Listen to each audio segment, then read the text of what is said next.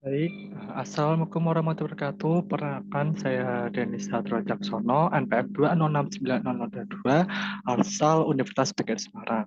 Perkenalkan, saya di sini untuk mempresentasikan hasil pekerjaan saya mengenai bab teknologi minuman dengan materi proses produksi dan karakteristik organoleptik, di mana produk yang saya ambil di sini adalah minuman berperisa jeruk. Sebagai pendahuluan atau introduction, kita ketahui minuman ringan di sini adalah minuman RTD atau ready to drink atau siap konsumsi yang salah satunya mencakup sari buah, minuman perisa karbonat dan tidak berkarbonat. Nah, untuk minuman ringan ini sendiri untuk kategori pangan di BPOM itu masuk di nomor 14142, di mana minuman berperisa atau rasa buah ini minuman yang terdiri dari satu atau lebih jenis buah dengan total sari buah kurang dari 10% berat per volume. Nah, untuk produk minuman yang saya ambil di sini ada 3 sampel. Yang pertama itu ada minuman gelas ale-ale, kemudian botol Floridina, dan juga minuman jus jeruk dalam kemasan Tetra Pak Buah Vita. Ya, untuk mengenai uh, aspek yang mempengaruhi hasil produk akhir, ini terdapat berbagai aspek yang nantinya juga berpengaruh terhadap organoleptik dari produk tersebut, yaitu meliputi rasa, aroma, warna, dan juga tekstur dari minuman tersebut. Yang pertama itu ada aspek bahan baku atau raw material, dan kedua ada aspek produksi, proses produksi, dan ketiga aspek penggunaan bahan tambahan pangan, dan yang terakhir ada aspek formulasi yang berkaitan dengan batas maksimum penggunaan. Nah, yang pertama itu ada aspek bahan baku. Untuk ketiga produk tadi itu menggunakan bahan baku utama yang sama. Yang pertama itu ada air.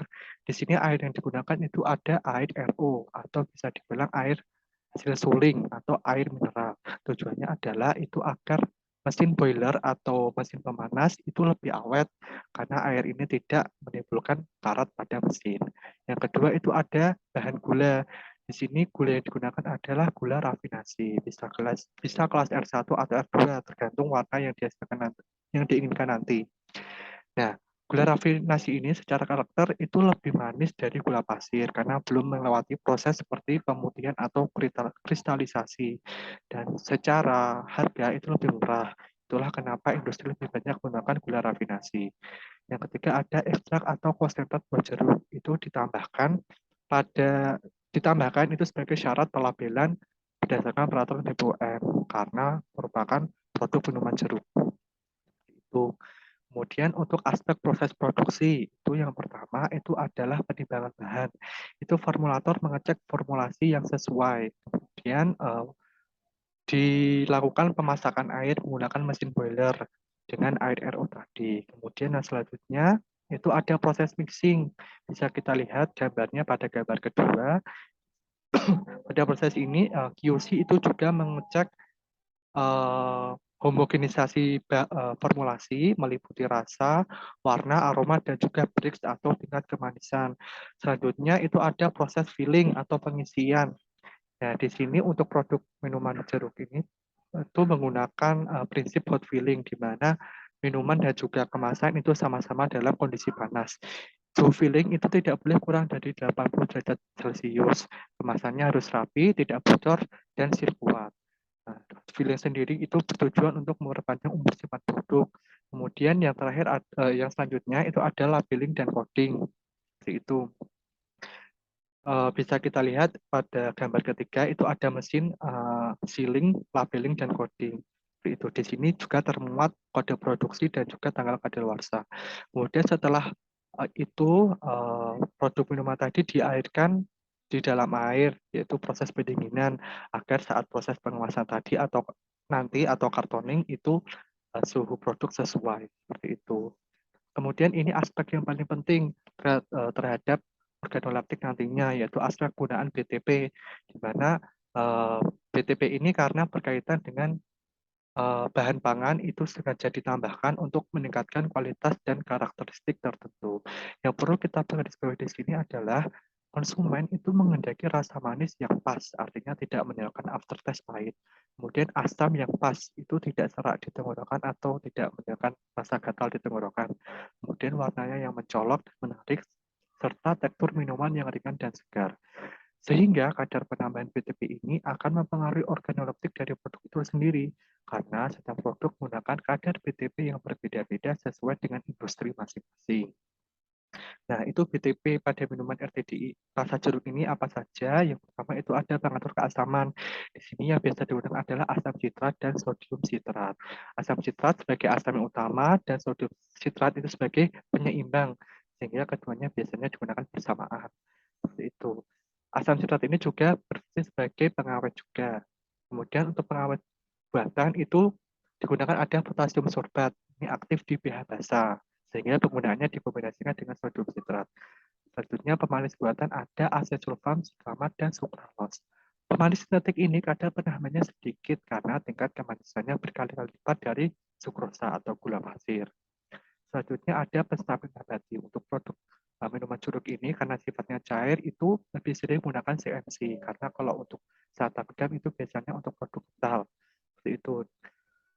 Kemudian untuk pewarna sintetik, karena di sini ada minuman jeruk, pewarna sintetik yang digunakan ada tartasin dan sunset glow. Nah, untuk kode warna sintetik ini juga disesuaikan kira-kira mana pemilihan warna yang tahan terhadap asam. Seperti itu. Kemudian untuk perisa ada perisa artifisial jeruk. Nah, kemudian aspek penting lainnya adalah aspek formulasi. Formulasi ini berkaitan dengan persentase atau batas maksimum dari BTP yang digunakan berdasarkan kategori pangan yang ada di BPOM, karena juga berhubungan dengan ADI atau acceptable daily intake atau asupan yang dapat diterima tubuh. Formulasi ini juga nantinya berpengaruh terhadap hasil akhir dari produknya akan seperti apa. Misal untuk pengatur keasaman ini untuk tingkat batas penggunaannya itu tidak dibatasi sehingga berdasarkan GMP dari masing-masing industri tersebut. Ada yang untuk kadar itu penggunaannya banyak, ada juga yang sedikit. Itu tergantung dari industri masing-masing. Kemudian ada pemanis buatan. Itu juga dalam penambahannya mempertimbangkan aftertaste pahitnya. Itu karena kita tahu sendiri, walaupun pemanis otentik itu lebih manis, tapi menimbulkan aftertaste pahit dan untuk harga memang lebih murah seperti itu. Kemudian untuk pewarna itu juga dipertimbangkan dari ketahanan terhadap pH dan suhu agar tidak pudar dan terpisah saat disimpan. Seperti itu.